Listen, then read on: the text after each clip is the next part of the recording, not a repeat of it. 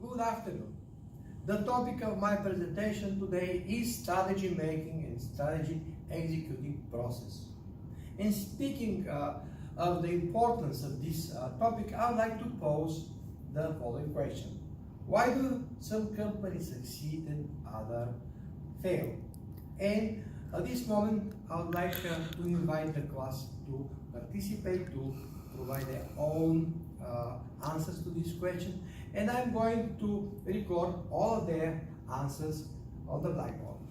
Then I'm going to provide my own feedback to the class. And I'd like to emphasize that companies essentially succeed as a result of their superior strategy making and strategy executing embedded in their business plan. Therefore, the topic of my presentation today is really critically important. The next question I would like to pose is, what does the strategy making and strategy executing process include? And at this time, I'm going to distribute my first assignment, my first handout. And this handout actually is also important because it provides to the class an outline of my lecture today.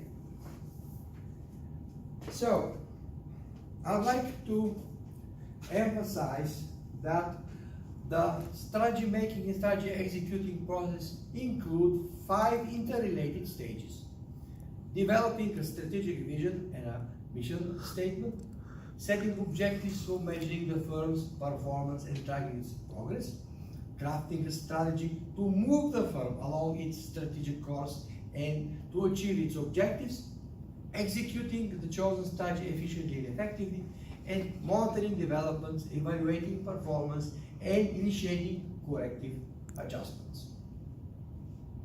Stage 1 of the process includes developing a strategic vision and a mission statement.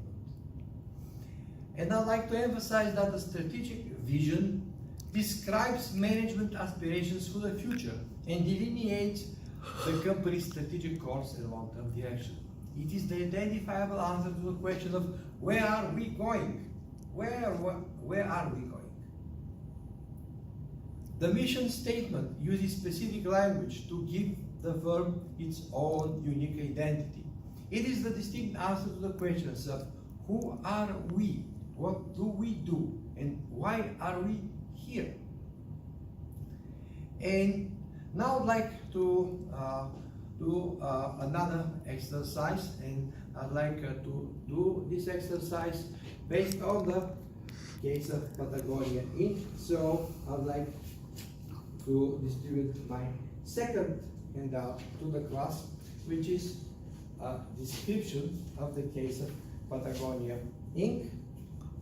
And while the students are reading this short case, I would like to help them to find the best answers by specifying the core values of Patagonia Inc. because they have a lot to do with the vision and the mission statement of the company. And the core values of Patagonia include quality, or going for ever greater quality in everything we do, integrity, or appreciating relationships built on integrity and respect, environmentalism, or serving as a catalyst for personal and corporate action, and not being bound by convention, because their success lies in developing new and innovative ways to do things.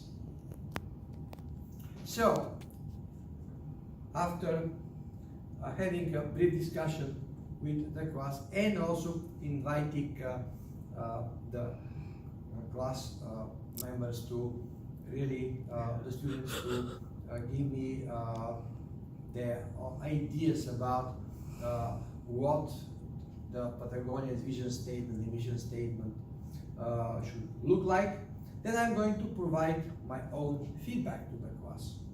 And I'd like to emphasize that Patagonia's strategic vision is to provide ever greater quality and be the best in everything we do, they do, while building relationships based on integrity and respect. So please note that this is actually the identifiable answer to the question of where are we going.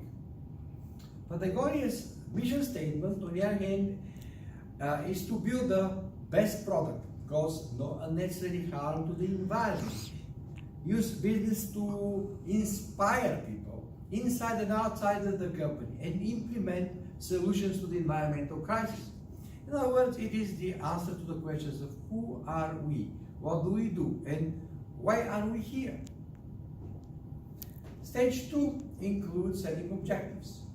And the purpose of setting objectives are to convert the vision and mission into specific, measurable, and timely performance targets to serve as yardsticks for tracking a firm's performance and progress, and to provide motivation and inspire employees to deliver greater levels of effort. Well, it's important to emphasize that well-stated objectives have 4 distinct characteristics.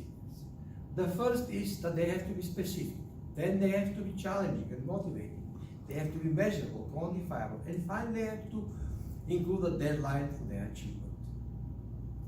Every company needs both short-term and long-term objectives. And short-term objectives focus attention on quarterly and annual performance improvements to satisfy near-term shareholder expectations. On the other hand, long-term objectives focus strategic management considerations on what to do now to achieve optimum long-term performance. Every company also needs financial and strategic objectives. And financial objectives are necessary to specify the financial performance targets for the organization to achieve, while strategic objectives specify the target outcomes that are related to strengthening a company's competitive position and future business prospects.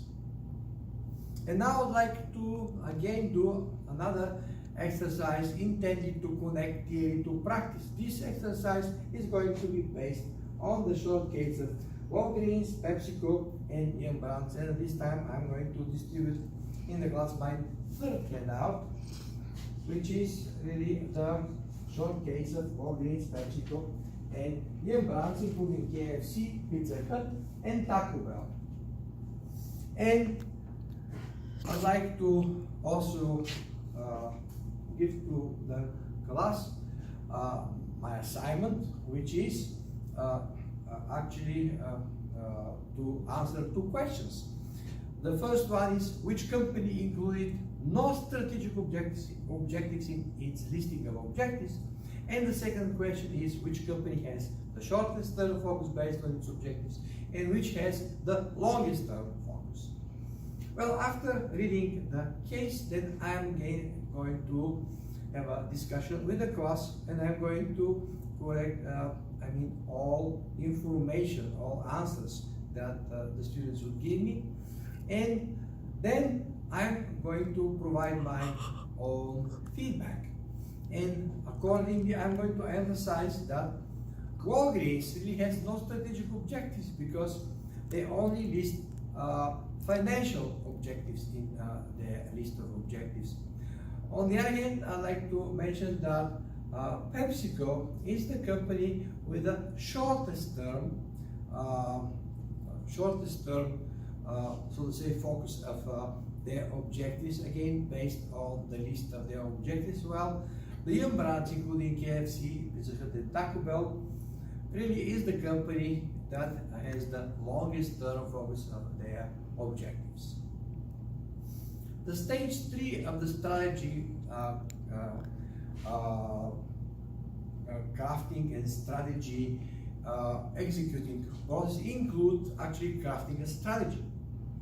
And crafting a strategy is a very complicated process, and this process really requires choosing among strategic alternatives. Frequently, there are many strategic alternatives that are really appealing, and the company needs to decide which one of these alternatives they have to use. So for this purpose, I would strongly recommend the company executives to use some analytical tools which will help them decide which really strategic course of action will be the best for the company. Strategy making is also a collaborative team effort that involves managers in various positions at all organizational levels. And I'd like to emphasize that in many cases, strategic decisions are made at the highest level in the organizational hierarchy, the corporate level, and then they're pushed down to the business level, the functional level, and the operational level. But also there are examples, there are situations when important strategic decisions are made at the organizational level, because the organizational level is closest to the customer, to the consumer. And then these strategic decisions are pushed up through organizational hierarchy, through functional level, business level, and finally through the corporate level. Well, the fourth stage of the strategy making the strategy executing process includes actually executing the strategy. And strategy executing or converting strategic plans into actions requires directing and coordinating organizational actions. Also, it includes motivating people. It also includes building and strengthening the firm's competencies and competitive capabilities. And last but not least, it includes creating and adjusting strategy supportive structure. And stage 5 of the process include evaluating performance and initiating corrective adjustments. Evaluating performance focuses on whether the company is passing the two main tests of a winning strategy. Test A, first test, building and sustaining a superior competitive advantage. And the second test is demonstrating a strong strategic and financial performance. Initiating corrective adjustments is frequently needed because at this point decisions are made on whether to continue or modify the firm's vision and mission. It's also the company's objectives, strategic position, or strategy executing balance. It is necessary because we know that everything changes. The company changes inside.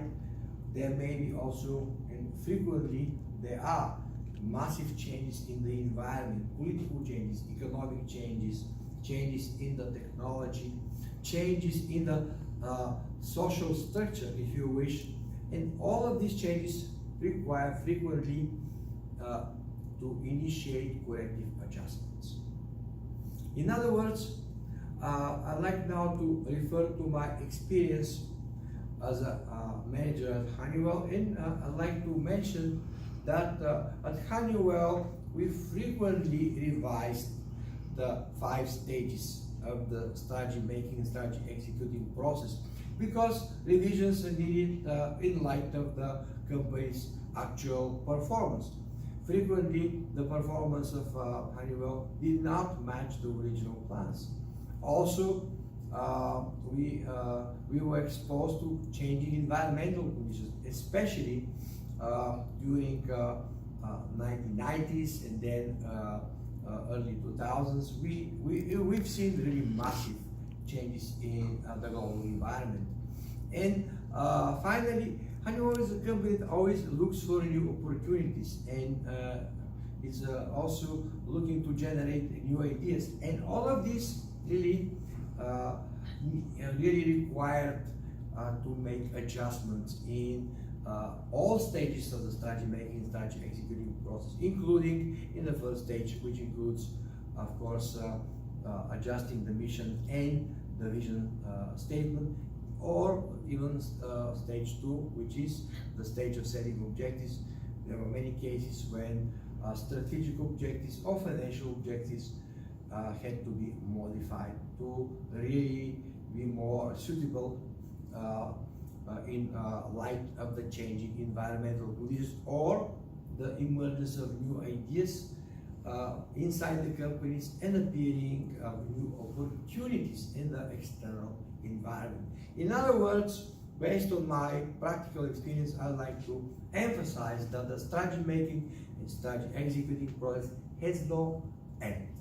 And at this time, I'd like to thank you for your attention and to invite questions from the class.